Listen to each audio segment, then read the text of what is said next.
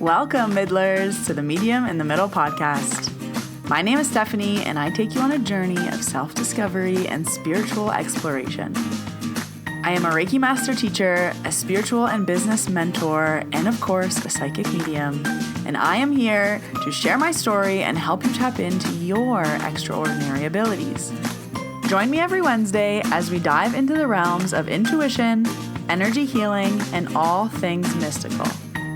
Whether you're a seasoned spiritual seeker or just dipping your toes into the magical waters, this podcast is your go-to source for inspiration, guidance, and a whole lot of lessons and laughter along the way.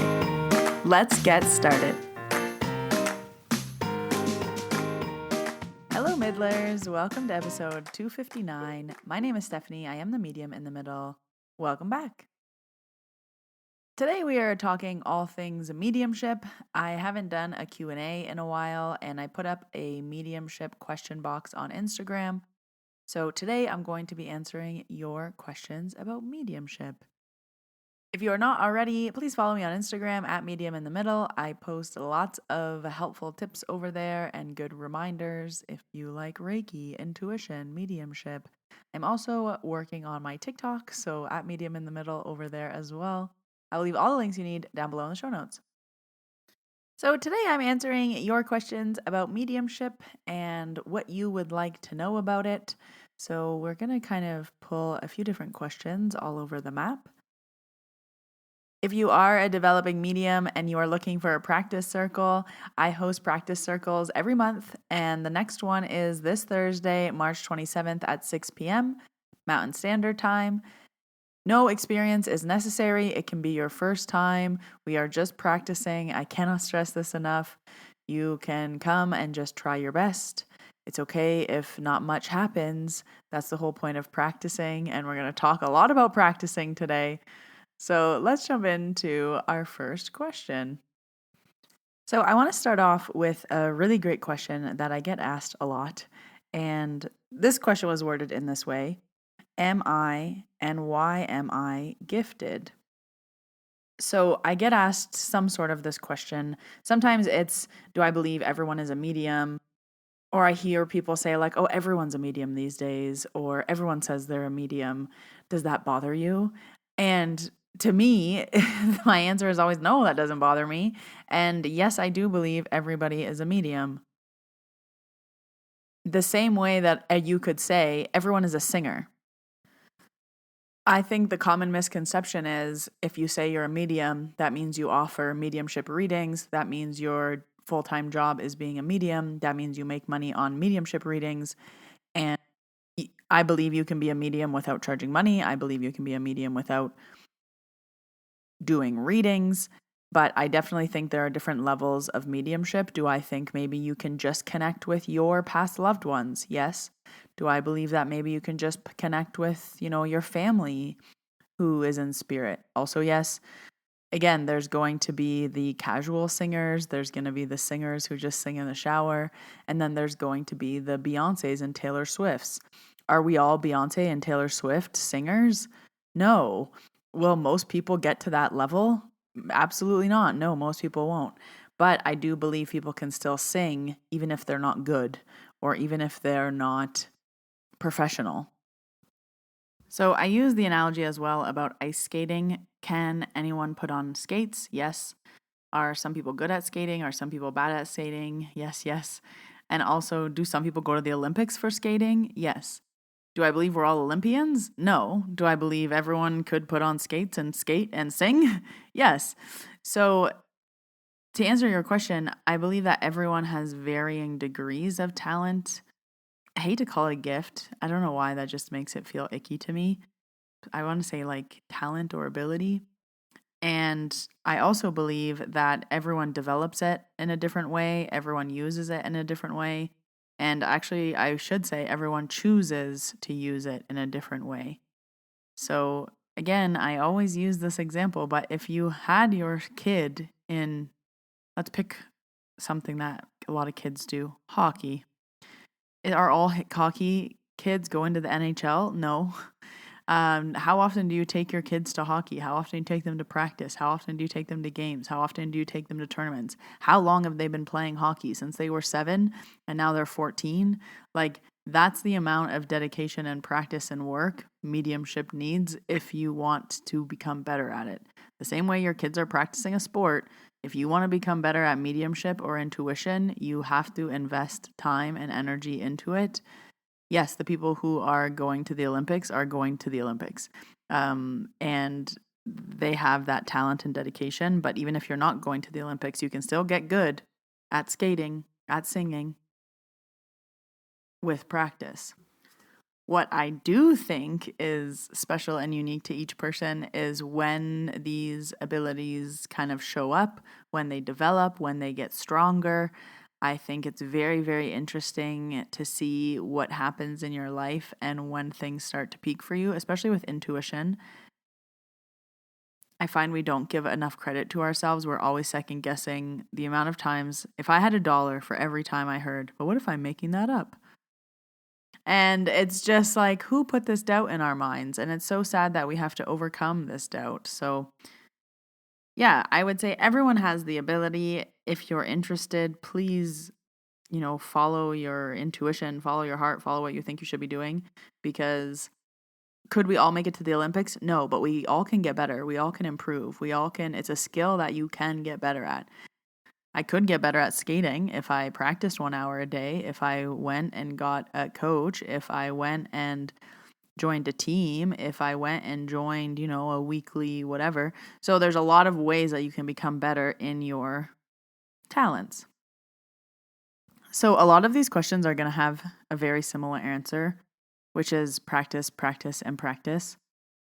So many times people have had a mediumship experience 1, 2, 3 times, 4, 5, 6, 7, 8 times, which is beautiful and amazing, but it's still going to be confusing until it happens 40 times.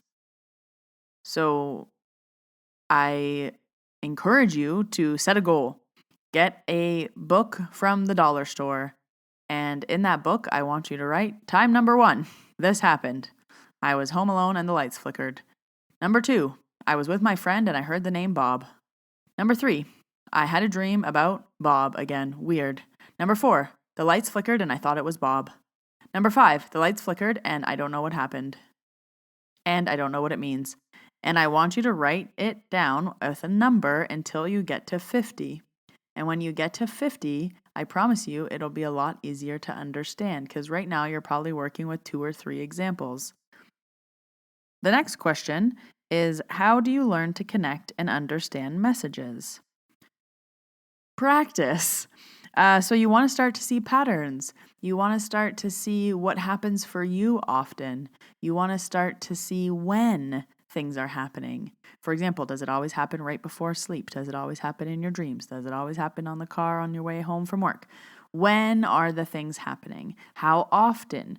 Who are you around? Are you at home alone? Are you at work? Are you always with your best friend when it's happening? So you want to start to find patterns and start to try to piece things together. Think of it like a puzzle, and the more information you can add, the easier it will be for you to figure out the puzzle. In terms of learning to connect, there's a lot of different ways that you can try. You are essentially trying to find the easiest way that works for you. So it's going to be different for everybody, and I always just say try 10 things and then figure out which one was the easiest for you, and then whatever way was the easiest to connect, use that one over and over and over again. You can read books, you can listen to podcasts, you can go on YouTube, you can join my monthly mediumship practice circle where I tell you lots of different ways to connect. But I would just say do some research, look into ways of connecting. Some people connect from their heart, some people connect from their third eye, some people connect from their crown, some people like to meditate, some people don't. So you just really are trial and erroring until you find the easiest way that you connect. Once you find that, then you just want to master it. You want to get better and better and better at connecting faster and faster and faster. So sometimes people need like an hour to meditate before they connect. Then you want that to be 45 minutes before you connect. Then you want it to be 30 minutes before you connect. Then you want it to be 15. So you're just trying to get that smaller and smaller time frame so that you're able to connect quicker and easier. Okay, the next question is asking for simple practices to connect with my son. I'm going to assume that the son is in spirit and you're asking how to connect with someone who has passed, so any loved one. My biggest tip will always be to ask for specific signs. So when you just say, show me a sign, how do you know that a sign isn't a white car and you've seen 5 white cars today and you weren't even paying attention? So when you ask, hey, show me a white car, then you see 5 white cars, then you know you got 5 signs. So just be very specific in what you're asking for so that when you do get the sign, you have that confirmation that it's from your loved one. Also, give yourself maybe a time frame, like I want to see a white car this week. I want to see a white car in the next 3 days. So I recommend asking for signs, and I also recommend talking as if they're still there. So, are you in the shower and you wish you could have a conversation with your son? Start talking out loud. Spirit is always around you and they can always hear you. So you can still talk to them, you still have access to them, and even if you don't hear anything back, it will still expand your awareness, and who knows what you will see, hear, sense, feel.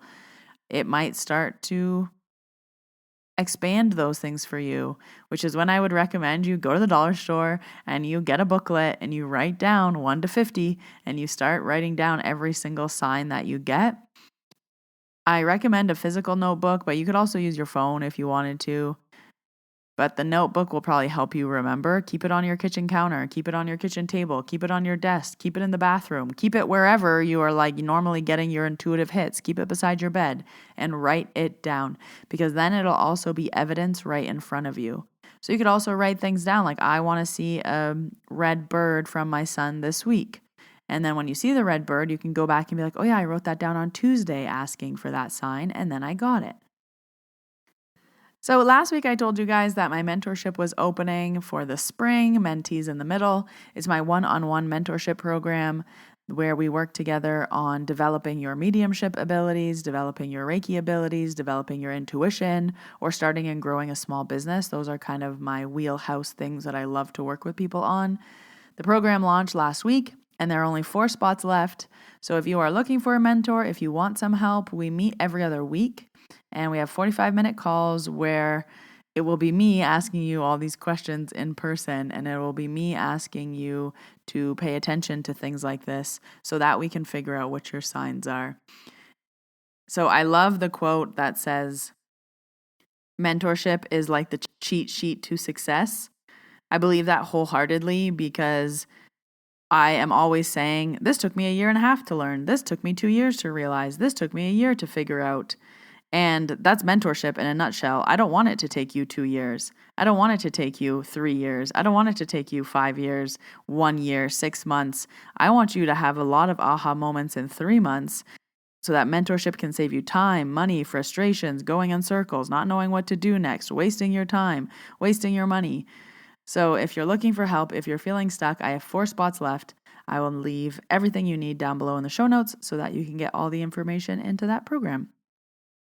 Okay, let's jump into the next question. After not connecting for months, how to get back in the groove?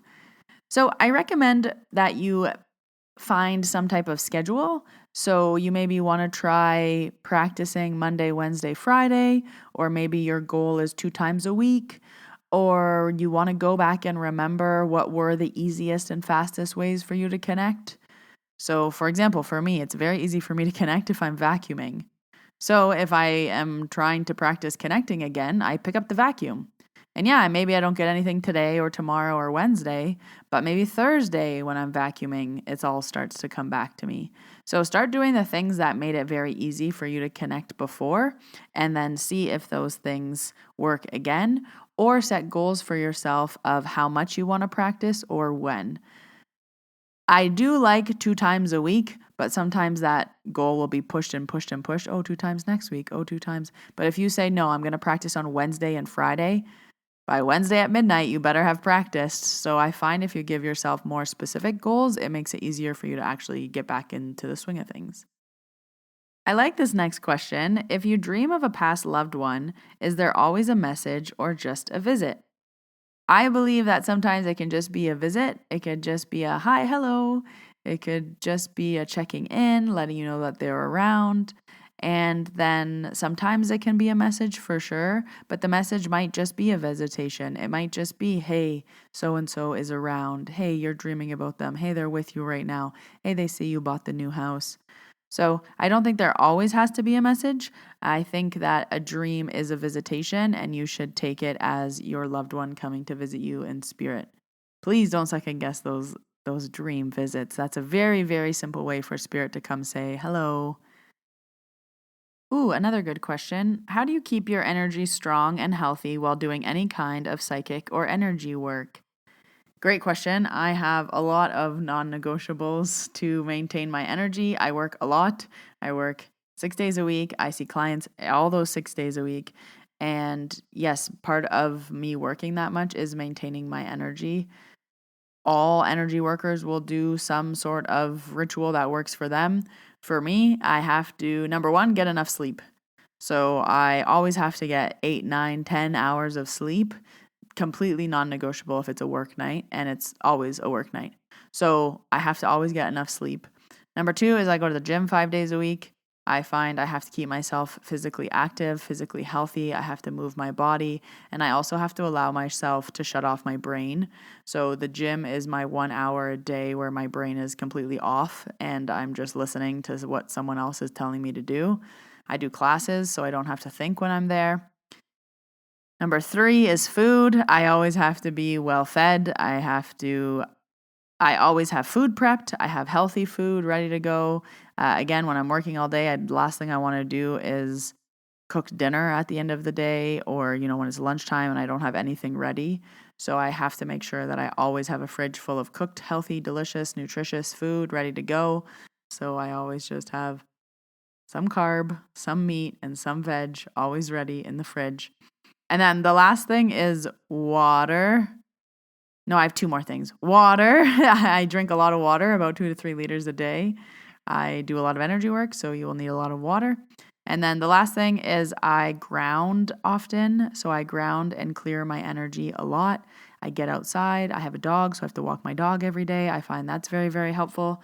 But if all those things are in check, then I am like an Energizer bunny. I can go and go and go forever. But if any of those things are messed up, it really does affect me. So I have to make sure my sleep is on point. I have to make sure I'm eating properly. I went to the gym 5 times a week. I get outside to ground. I'm eating healthy food and drinking lots and lots and lots of water. Again, just find what works for you, but you do have to take care of your whole body. If any of those things are slacking, it will affect your work.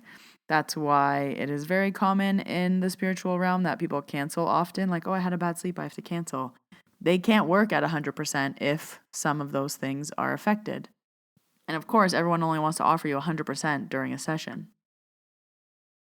So the April Reiki trainings are coming up. My next Reiki level 1 is April 12th and 13th, and the next Reiki level 2 is April 26th and 27th. So if you have been waiting for a Reiki training, check out the April trainings. They were all virtually held via Zoom. I will leave the links down below to register.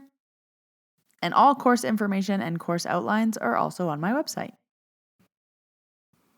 Okay, next question. How do you quiet your mind? So a few things that I always recommend if you want to practice quieting your mind is I really find cleaning is helpful.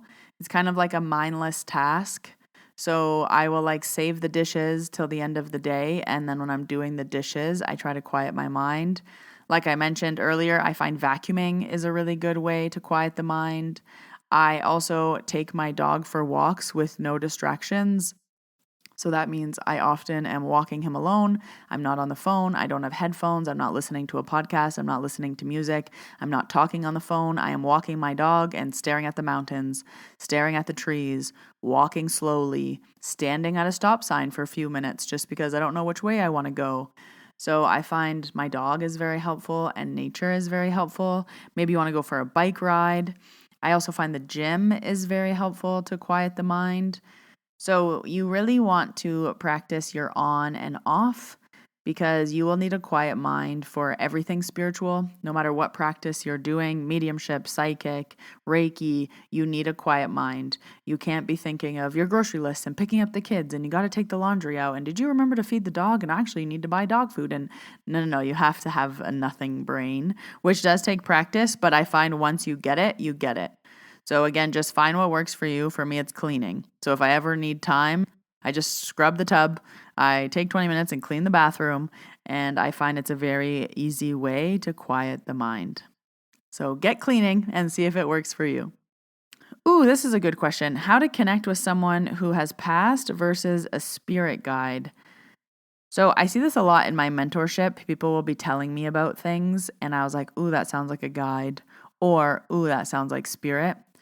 So spirit will usually feel more like a message, where I find guides usually sound more like guidance or a lesson, or they're trying to teach you something.